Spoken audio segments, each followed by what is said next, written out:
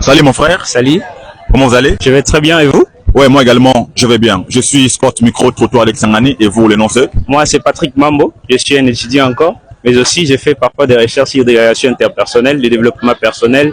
J'essaie un peu de faire des recherches aussi sur la parole de Dieu pour aider pas mal de jeunes. Ah, vous faites des recherches sur la parole de Dieu. Oui, c'est ça, je suis un disciple.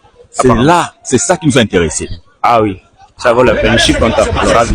Notre question est de savoir parce qu'on cherchait les hommes de Dieu ici à l'IEC, mais Dieu merci parce que on s'est rencontrés. La question est vraiment de savoir à tout à l'heure. pourquoi vous, les hommes de Dieu, vous interdisez aux hommes et aux femmes de faire l'amour avant leur mariage. Bah, de toutes les façons, c'est pas nous qui interdisons ça. C'est pas vous. Oui, c'est la parole de Dieu, parce que c'est pas nous qui interdisons comme je viens de dire. D'abord, c'est primordial. Quand on parle de sexe, il y a quelque chose qui se cache derrière les sexes, c'est que vous devez comprendre. Ok. Vous et ceux qui nous suivent, parce que c'est hyper important. Quand Dieu a créé le sexe, d'abord, vous devez savoir que le sexe n'est pas un objet de plaisir. La Bible n'a jamais dit réjouissez-vous avec le sexe, la Bible dit multipliez-vous. C'est-à-dire c'est un outil de la reproduction, mais pas un objet de plaisir. Oh. D'abord, vous devez savoir, ça c'est important d'abord. Le sexe, derrière ça se cache de grandes choses, derrière le sexe. Ok. Comme Il quoi? y a de mystères. D'abord, ce qui concerne le sexe, ce n'est pas une rencontre physique, c'est spirituel. D'abord, c'est des esprits qui se rencontrent. Ok. Et quand des esprits se rencontrent, on ne sait pas. Tu ne sais pas ce qui se trouve dans son âme, parce que dans l'âme, on se trouve pas mal de choses. Il y a des caractères, tu ne sais pas, il y a des liens qui se trouvent là-dedans. Et quand vous vous réunissez, vous vous échangez des énergies. Tu ne sais pas la personne avec qui tu couches. Il te transmet des esprits, raison pour laquelle il y a des jeunes aujourd'hui, ils n'arrivent pas à atteindre des objectifs de la vie, parce qu'ils ne savent pas. Par le sexe, on peut voler ta couronne. Par le sexe, on peut changer ta destinée. Avec le sexe, ce que Dieu a prévu que tu sois, tu ne peux pas être, on peut changer.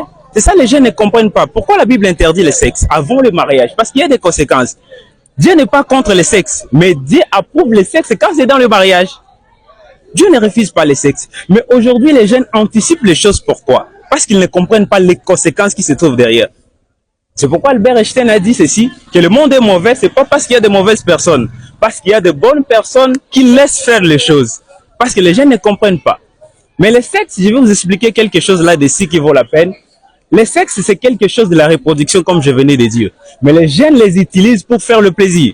Et maintenant, si on se demande, ça coûte combien de temps? 5 minutes? 10 minutes? Mais on te vole beaucoup de choses là-dessus. Je ne sais pas si vous me comprenez un petit peu là-bas. Quel est vraiment le passage qui interdit Le passage. le sexe avant le mariage? Vraiment, je n'ai pas assez de passages, mais je peux vous dire, la Bible dit, Adam connaît Ève, sa femme. La Bible n'a jamais dit sa concubine. Il faut comprendre bien. La Bible dit que Elkana connaît Anne, sa femme. Il connaissait n'est que sa femme. On ne disait pas autre chose, on dit qu'il connaît sa femme. La Bible dit la fornication. Parce que quand on parle de la fornication, c'est les relations sexuelles avant le mariage. La Bible appelle la fornication. C'est-à-dire, vous anticipez les choses. Donc la fornication est interdite. La fornication est interdite dans la Bible. La Bible refuse ça. Même parmi les fruits de l'esprit, dans Galates 5, 22, on parle des fruits de l'esprit. Mais si vous descendez avant Galates 5, 19, on parle des œuvres de la chair. Et dans les œuvres de la chair, vous allez trouver les désirs de la chair. On parle de la fornication, on parle de l'adultère. La Bible interdit ça. Il y a des raisons que la Bible interdit ça.